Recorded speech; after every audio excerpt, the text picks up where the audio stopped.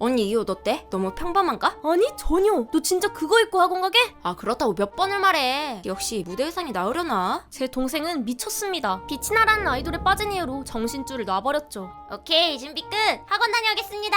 네, 뮤비 잘 찍고 오세요, 빛이나님. 뭐래? 물론 처음부터 저 지경은 아니었어요. 불과 1년 전까지만 해도 야 폰금비 뭘 봐? 눈 안 깔아? 집에서도 학교에서도 막 나가는 양아치였는데요. 님 얼굴 보는데요. 화장 그따구로 하고 가시게요? 아 신경 꺼. 나도 내가 화장 못하는 거 알거든.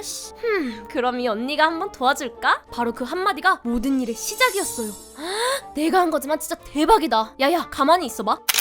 인스타에 올려야지. 야 그걸 인스타에 왜 올려? 아 뭐가 어때서? 이거 봐 벌써 반응 오네. 헐, 네 동생이 이렇게 예뻤었냐? 아이돌 빛이나 닮았다. 대박. 화장법 하나 바꿨을 뿐인데 아이돌을 닮았다고 찬양받기 시작한 거죠. 그날 이후 동생은 야! 너 또 체리 향수 뿌렸지?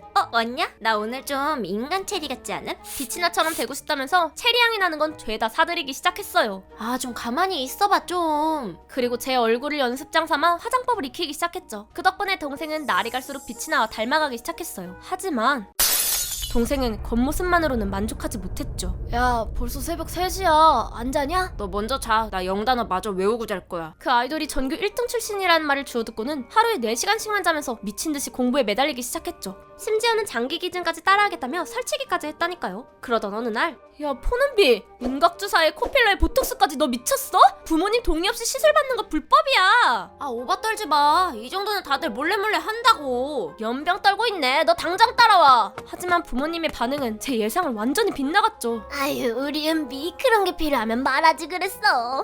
넌 언니가 돼서 일러 바치기나 하고 동생이 예뻐지면 좋은 거지. 너 혹시 동생한테 질투하니? 그게 무슨 소리야. 그런 말이 아니잖아. 불과 1년 전까지만 해도 어디서 학폭이나 저지르지 않음 다행이다 싶었던 동생이 전교 1등의 반장까지 거머쥐었으니 엄마가 저렇게 나오는 것도 무리는 아니었죠. 아니긴 무슨. 너도 노력을 해서 동생 반만 닮아봐라. 그래요. 엄마 말대로 동생도 개가천선했고 시술쯤이야 다들 한다니까 괜찮겠지 싶었어요. 그런데 내가 체리인지 체리가 난지. 또 연병 달고 있네. 긴급 속보입니다. 최근 발생했던 깨비동 연쇄살인 사건의 범인이 인기 아이돌 빛이나 씨로 밝혀져 충격을 안겨주었습니다. 그 사건이 발생해버린 거죠. 야 포는비 너 설마 저것까지 따라하는 건 아니지? 뭔 헛소리야. 내가 사람을 어떻게 죽여. 그래 미안 내가 오버했다. 다행히도 동생은 정상이었어요. 오히려 저보다 더 정색하는 모습을 보니 안심이 됐죠. 이게 다 뭐야? 제 방에 놓여져 있는 온갖 흉기들을 발견하기 전까지는 말이에요. 잠깐만 여기 쪽지가. 안녕 언니. 완벽해지기 위해서 필요한 방법이 뭔 줄 알아? 정답은 바로 이게 무슨 뜻이야? 그리고 그 순간 방문이 열리는 소리가 들렸고 저는 그 쪽지의 의미를 알아채버리고 말았습니다. 고마워 언니. 내 연습 상대가 되어줘서. 이야기 많이 들었습니다. 듣던 대로 아주 몸매가 좋으시네. 아 감사해요. 그날은 제가 남편의 집에 처음으로 인사를 드리러 간 날이었어요. 형 그만해. 그런 거 성희롱인 거 몰라? 야 내가 뭐 못할 말 했냐? 그냥 칭찬이잖아 칭찬. 안 그래요 제서씨? 남편의 형이란 사람은 예의라곤 전혀 없는 사람이었죠. 그 모습을 보며 결혼을 취소하려 했지만 안돼 주인아. 난 너 없으면 안 되는 거 알잖아. 간절하게 저를 붙잡는 남편을 보며 결혼을 결심하게 되었죠. 그런데 얼마 뒤 술 가져와. 술 가져오라고. 그랬던 남편이 변하기 시작한 거예요. 결혼 후에도 한결같이 저를 사랑해준 사람이었는데 갑작스런 형의 죽음 이후 모든 게 달라지기 시작한 거죠. 여보 그래도 아직 아주버님 장례식이. 입 다물어. 내가 그 자식 이야기는 입도 빵긋하지 말랬지. 남편의 형의 이야기만 나오면 초조함을 감추지 못했어요. 심지어 술이라곤 한 모금도 마시지 않던 사람이 마치 모든 걸 잊으려는 듯 술독에 빠져 지내기 시작한 거죠. 게다가 내가 당신 같은 여자랑 결혼하는 게 아니었는데. 저에게까지 모진 말들을 퍼붓기 시작했어요. 설마 아닐 거야. 그런 남편의 모습을 보며 제 의심은 날로 심해져갔죠. 그리고 얼마 뒤 어딨어? 어디에 숨겼냐고? 이상한 소리에 잠에서 깨어난 저는 필사적으로 비명을 참을 수밖에 없었어요.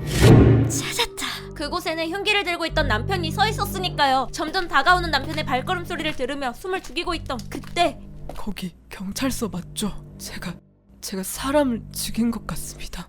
저는 조용히 눈을 떠 남편을 올려다보았어요. 그리고 그 얼굴을 보는 순간 깨달았죠. 남편은 단지 절 너무 사랑했을 뿐이란 것을요. 해석. 살인을 따라하는 것이 아니냐는 언니의 물음에 자신이 어떻게 사람을 죽이냐며 되려 화를 내던 포는비. 하지만 그녀는 마지막 순간까지도 살인을 하지 않겠다고는 말하지 않았습니다. 즉 사람을 죽이는 방법을 몰랐던 은비는 언니의 얼굴에 화장을 연습했던 것처럼 언니에게 살인 연습을 하고 완벽한 살인 계획을 세우고 있었던 것입니다. 두 번째 이야기. 마치 모든 걸 잊으려는 듯 술독에 빠져 지내던 남편. 그랬던 남편이 왜 마지막 순간 아내를 보며 눈물을 흘렸던 것일까요? 사실 남편이 잊고 싶었던 것은 자신이 아닌 아내가 저지른 살인이었습니다. 아내 역시 남편이 살인자일까봐 불안했던 것이 아니라 그녀가 저지른 일을 들킬까봐 초조했던 것이죠. 하지만 아내의 걱정과는 달리 남편은 경찰에 전화를 걸어 자신이 사람을 죽였다며 거짓 자백을 합니다. 사랑하는 아내를 대신해 감옥에 들어가기로 결심한 것이죠.